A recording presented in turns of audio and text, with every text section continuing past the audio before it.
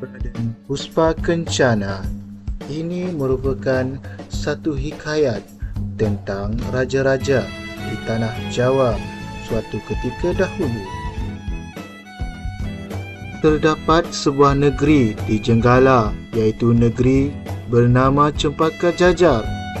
Ratunya bernama Sri Inu, tetapi sering dikenal sebagai Sang Nata sahaja. Sang Nata merupakan seorang ratu besar.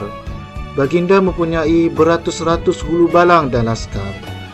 Banyak negeri yang ditakluk ke bawah perintah Baginda. Di negeri Cempaka Jajar, Baginda Sang Nata membina sebuah taman yang indah. Taman ini dipagar dengan kota batu. Di tengah kota batu ini terdapat sebuah kolam.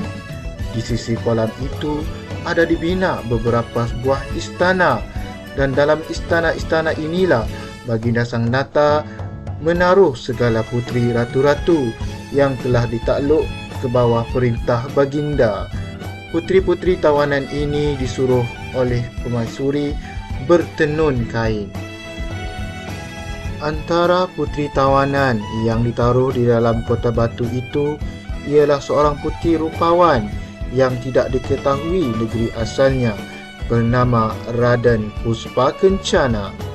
Tetapi Sang Nata dan permaisuri menggelarnya Ken Tambohan.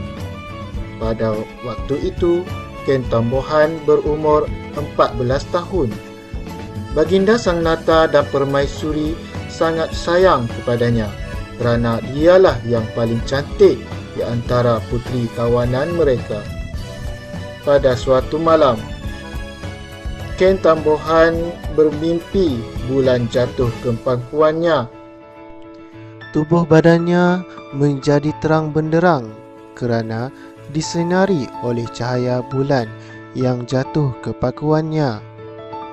Tetapi dalam waktu yang sama, ada seekor naga yang sedang berbelit di pinggang Ken Tambohan. Apabila Ken Tambohan terjaga daripada mimpinya membuatkan Ken Tambohan menjadi keluh kesah. Mimpinya itu tadi membuatkan Ken Tambohan terfikir-fikir apakah makna di sebalik mimpinya itu tadi.